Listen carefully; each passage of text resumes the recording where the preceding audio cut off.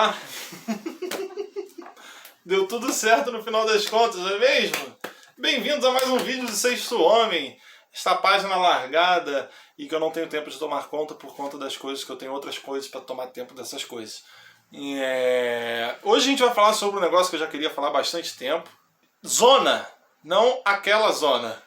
A outra zona, a zona de defesa da NBA. Por que ultimamente, nos últimos 3 temporadas, a zona cresceu tanto na NBA? Então, vamos conferir.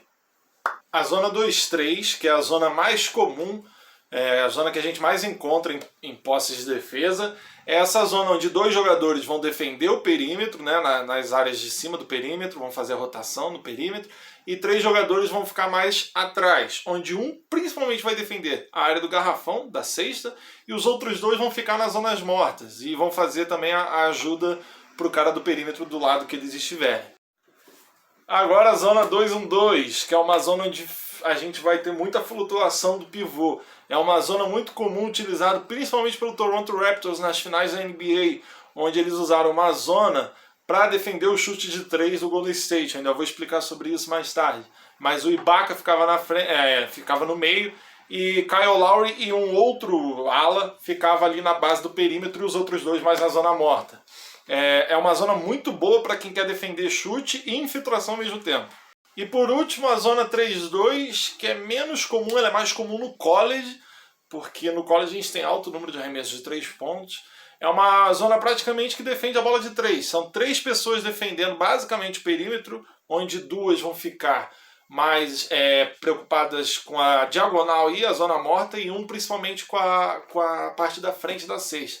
As 2 pessoas de trás, elas servem para ajudar na dobra, né, que vai acontecer nos cantos, e para pegar o caminho que fica aberto no meio. Para falar de zona na NBA, a gente vai precisar falar de uma estatística muito interessante que poucas pessoas falam, que é pontos por posse. Ah, Caetano, sou um leigo, sou um asno. Tudo bem, eu também sou. Mas uma coisa não altera a outra. Pontos por posse é o seguinte, é a estatística que mede quantos pontos você fez por posse. O que significa isso? Se num jogo você arremessou 100 bolas e você fez 120 pontos, você teve 1,2 pontos por posse. Show? Fácil. Isso aí não tem nenhum mistério. Show de bola? Beleza. Passado isso, eu quero falar o seguinte, cara.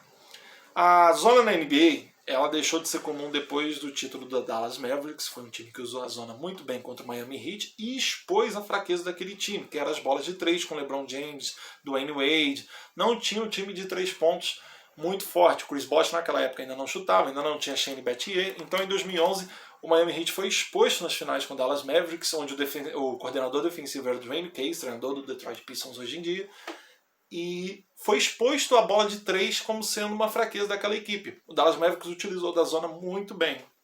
E aí, a partir de 2012, a gente teve o declínio das zonas da NBA, chegando aos incríveis 0,2% de todas as posses em 2017 e 2018, onde só apenas de todos os 30 times, apenas 718 posses foram posses de zonas defensivas, tá? E aí esse número dá uma bicuda pro alto e estoura na temporada 19, chegando a 3.824 posses, ou seja, pelos meus cálculos é 5 vezes maior, 6 vezes maior já, 6 vezes 7? Não, 5 vezes maior, Caetano, você é burro. E aí a gente chega no número absurdo nessa temporada 19 e 20, a gente chega já com os dados da bolha de 5.300 posses, 5.361 posses de zonas defensivas.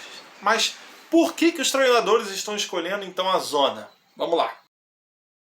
Como vocês podem ver na montagem que eu fiz aí para vocês, eu sou excelente em montagens, quando a gente tenta um arremesso no garrafão, a gente tem uma média de 1,27 pontos por posse.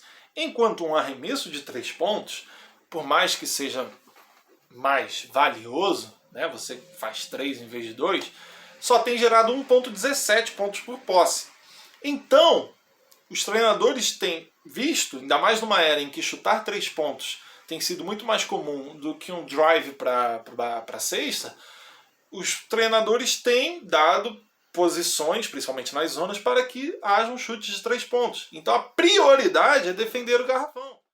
E aí a gente entra numa premissa muito engraçada e até um pouco contraditória, porque a zona, como prioridade, tem sido defender o garrafão e não poder entrar no seu garrafão, principalmente as zonas 2-3, 2-1-2, são zonas que defendem muito bem o garrafão, a gente percebe que 53% dos chutes são de 3 pontos contra a zona, enquanto apenas 16% são dentro do garrafão. Ou seja, se você está priorizando o garrafão, você está fazendo um ótimo trabalho, porque apenas 16% desses arremessos estão vindo da área pintada. Então você está fazendo um ótimo trabalho. Por isso que o Miami Heat chegou nas finais agora na temporada 2019-2020 usando zona. Ele usou zona contra o Boston Celtics e ganhou a série.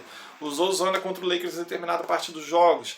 O Miami Heat do Erik Spoelstra é um time que sabe muito bem utilizar essa zona. O Erik Spoelstra é um gênio defensivo quando vem nessa parte de zona. Tá? E aí a gente vai contra a zona. Se são 53% de chute de 3, quando a marcação homem-homem, esse número cai para 38%. Só que ele sobe na zona do garrafão. Quando a marcação é homem-homem, 26% dos arremessos são na área do garrafão. Então tá aí, ó, uma aulinha para vocês sobre zona defensiva e por que tantos times têm usado a zona desde a temporada passada. Essa parte vai entrar em preto e branco.